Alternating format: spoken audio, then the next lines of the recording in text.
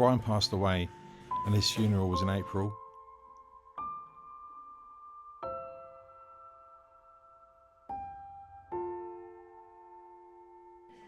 I thought I wanted to do something to remember him, also to say thank you to CDA and give them the recognition they deserve, because I lived with Brian before for about a year, but also knew him for about 9 years.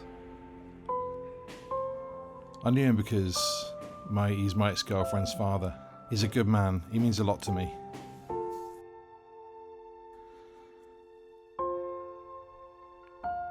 Then I saw the advert and I thought, I want to do it. I want to remember Brian, and I also want to give CDA the recognition and raise money for them because their work's fantastic.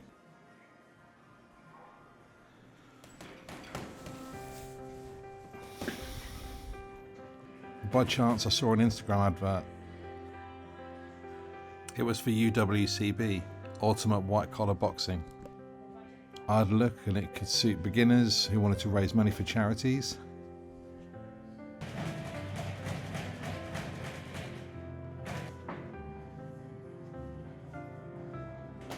It's very important for someone like Brian to have BSL access, especially with conditions like dementia and Parkinson's.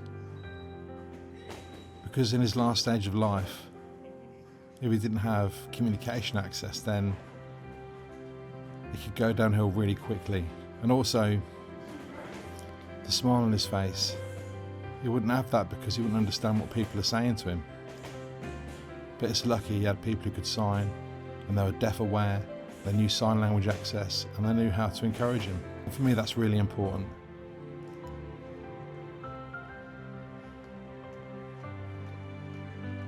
I've got deaf family, so look into the future and I think of my parents as they get older. I want them to have BSL access in the last stage of their life. I think it's really important.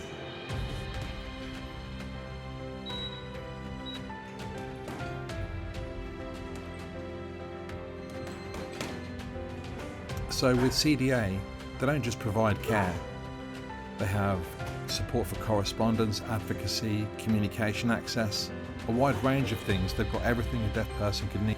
It's a fantastic service. I think the local community here are really lucky to have a charity like CDA because it's not that regular around the country. In fact, it's quite rare to have all those services.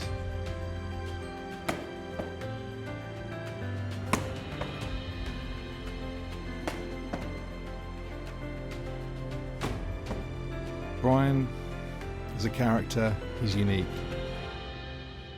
But he's also an old-fashioned, hard-working man. He was very, very committed to his job. He was also a very private guy too. He'd always say, "I'll keep that private." He didn't like people knowing his business. He was funny. We had a good relationship, and I have lots of great memories with Brian. The impact on Brian, well, it started maybe 5 years ago, 5 or 6 years ago. And you could see small things happening, like shaking. He became a little bit forgetful, would forget his phone, forget to lock the door, and things like that we noticed. So he went to get checked and then they diagnosed it. He had Parkinson's. Then obviously you can't cure dementia as well, so gradually he became worse.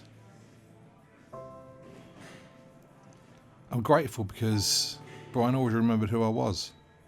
Every time I visited him, he would look up and see me and say he loved me, all those little things. It was nice, it gave me a nice feeling.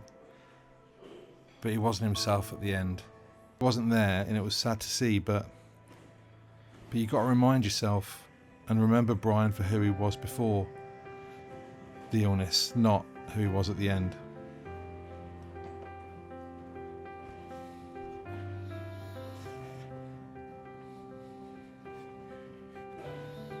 Really, with my ex-girlfriend Amy, we were travelling at that time and we started to notice that he had Parkinson's. So when we came back, it was around COVID, he had to come and live with us, and also we were kind of mindful of the fantastic support that CDA had, all the services they had that they can access. His quality of his life would be better. There were loads of social events where he could meet other deaf people. My priority is to fundraise. I want to be the first out of all the people fundraising for the UWCB and raise money for CDA, because I know I'm fighting, but I've got to think of the big picture, why I'm doing it. I'm not just focusing on the fight. Of course I'm working hard, but I'm also thinking of the fundraising. For myself, of course I want to win. Who doesn't want to win? Of course I feel the pressure. I'm nervous.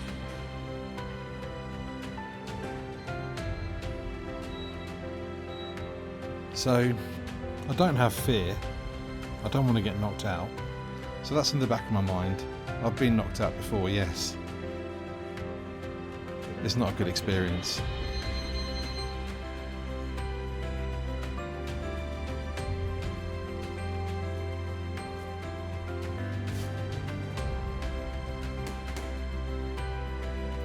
I hope you understand why I'm doing this, and I hope you donate to CDA. They deserve your donation. Also, if you're free, come along and watch the fight on Saturday the 9th of November in Peterborough. See you there.